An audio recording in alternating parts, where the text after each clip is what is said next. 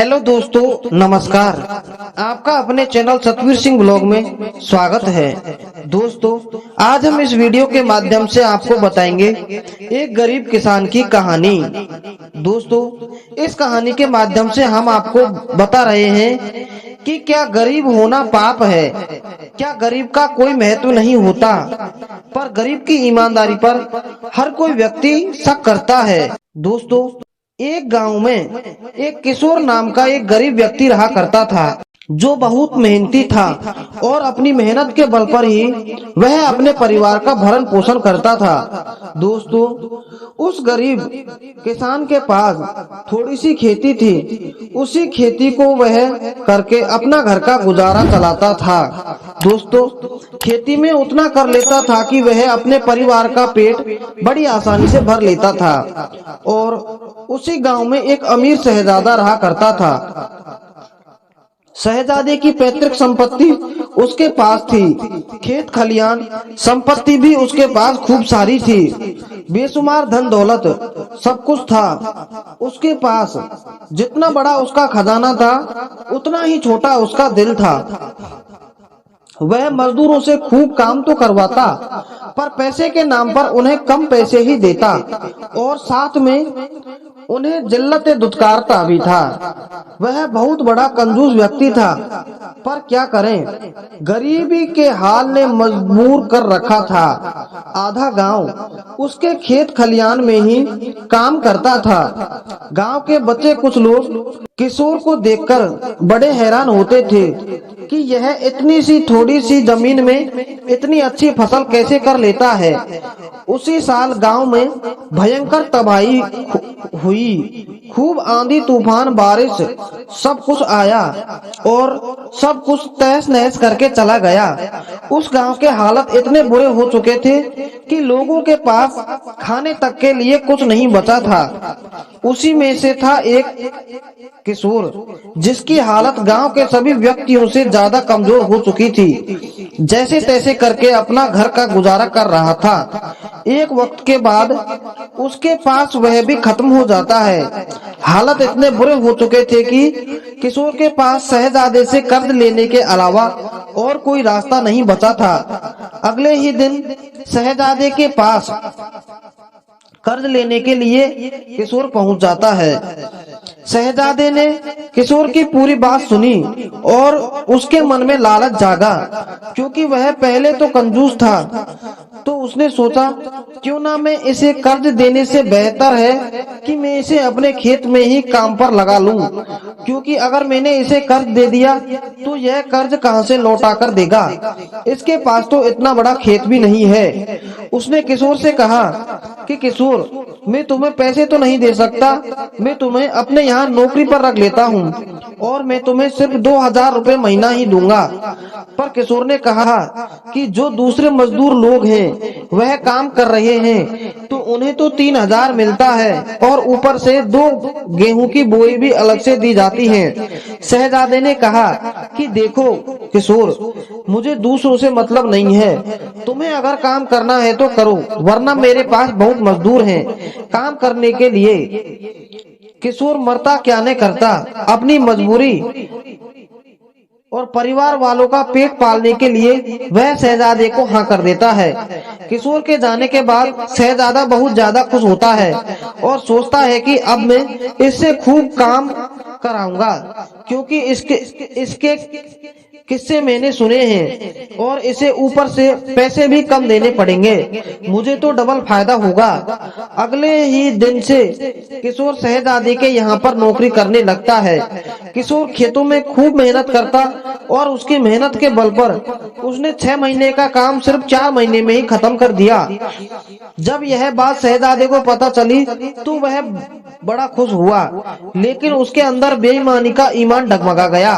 उसने सोचा जब इसने मेरे काम 6 महीने का काम 4 महीने में कर दिया, तो क्यों ना मैं 2 महीने के पैसे बचा लूं। और मैं इसे मना कर देता हूँ कि अब मुझे तेरी जरूरत नहीं है, जब तेरी जरूरत पड़ेगी तब मैं तुझे वापस अपने पास बुला लूंगा, पर अभी तू यहाँ से चला जा।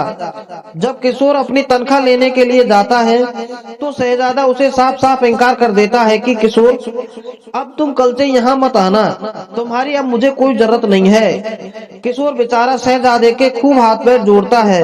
वह कहता है कि मालिक, मुझे नौकरी से मत निकालो, मेरे बच्चे भूखे मर जाएंगे, मैं आपके सहारे ही तो हूँ। अब मैं कहाँ जाऊंगा, किसके पास जाऊंगा, किसके पास काम मांगने के लिए जाऊंगा। और इस गांव में आपके जितना धनवान व्यक्ति कोई दूजा नहीं है।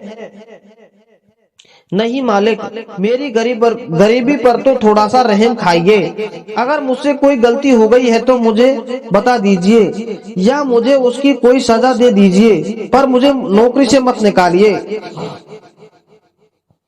पर उस लालची शहजादे को अपने धनवान होने का बड़ा घमंड था।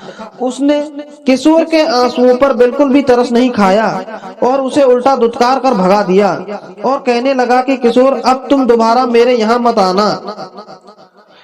किशोर ने लाख मन्नतें की, उसके पैर तक छू लिए, पर उसका दिल जरा भी नहीं पिघला। किशोर बेचारा आंखों में आंसू लेकर चुपचाप अपने घर आया। पत्नी ने लाख समझाया, कोई बात नहीं, ऊपर वाला हमारी मदद करेगा, कोई करे या ना करे। पर किशोर ने कहा, नहीं, अभी मुझे जरूरत है, मैं कल फिर से शहजादे के पास जाऊंगा और उसे नौकरी की भीख मांग लूंगा। इस बार चाहे वह मुझे 1000-1500 जो भी देगा मैं ले लूंगा, क्योंकि मुझे अपने परिवार का पेट पालना है। सुबह होते ही किशोर उस शहजादे के घर पहुंच जाता है। शहजादा उसे देखकर कहता है कि मैंने तुझे कल ही मना करा था, तुम यहाँ मत आना, अब क्यों आए हो यहाँ पर। किशोर ने कहा, साहब मेरे अन्नदाता, मेरे मालिक, मुझे नौकरी पर रख लो वापस, वरना मेरे बच्चे भूखे मर जाएंगे, मेरी कुछ मदद करिए। आप लाख मिन्नतें करने के बाद भी उस शहजादे ने उसे नौकरी पर रखने के लिए से मना कर दिया और उसे फिर दुत्कार कर भगा दिया।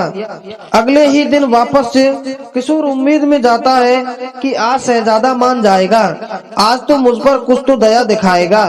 और किशोर ने जैसा सोचा वैसा नहीं हुआ।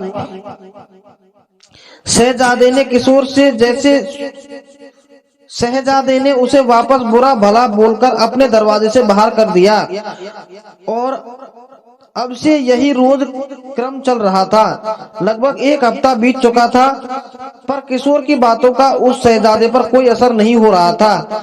जैसे ही यह बात गांव वालों को पता चली कि किशोर के साथ इतना अत्याचार हो रहा है, गांव के लोग बातें करने लगे कि हमारे गांव का शहजादा कितना बुरा इंसान है कि वह शहजादा उस गरीब इंसान की थोड़ी सी भी मदद नहीं कर सकता। क्या इतना नीचे गिर चुका है वह शहजादा। जब यह बात शहजादे को पता चले कि उसके बारे में कुछ बातें गांव में फैल रही हैं, उसकी चारों तरफ बुराइयां हो रही हैं, तो घबरा जाता है और सोचता है कि अब मैं क्या करूं। उसके मन में ख्याल आता है कि क्यों ना मैं 10-15 दिन के लिए अपने रिश्तेदार के वहां चला जाऊं, तब किशोर यहाँ आना छोड़ देगा और मैं फिर वापस आऊंगा, तब तक यहाँ का माहौल पूरा ठंडा हो जाएगा। वह शहजादा रात होते ही अपने पूरे परिवार के साथ अपने रिश्तेदार के यहाँ चला जाता है।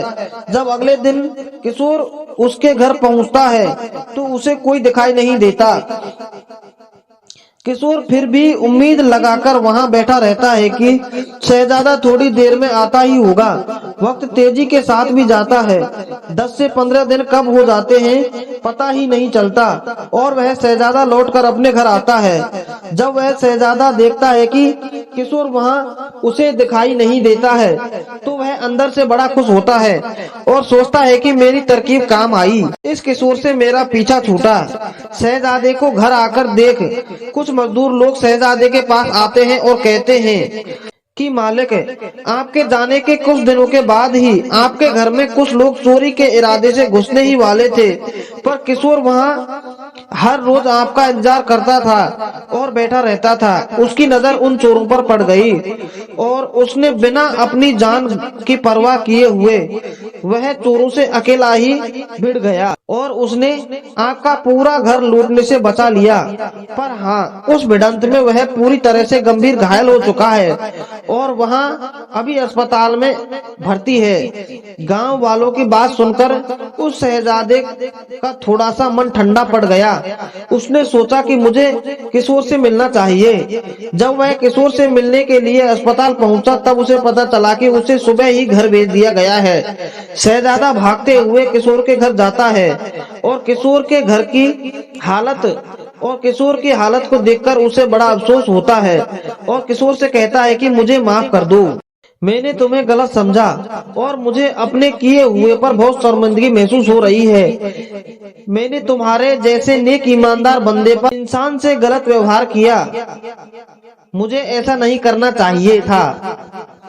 किशोर कुछ कह पाता, इतने में शहजादे की आंखों में आंसू झलक पड़ते हैं। किशोर कहता है कि मालिक, आपने मेरे बारे में सोचा, वही मेरे लिए काफी है। फिर वह शहजादा किशोर को अपने घर वापस नौकरी पर रख लेता है और उसके घर की हालत पूरी सही कर देता है और इस बार शहजादा किशोर को ज्यादा पैसे देता है। इससे किशोर की घर की हालत भी अच्छी हो जाती है और किशोर वापस अपना जीवन अच्छी तरह से जीने लगता है।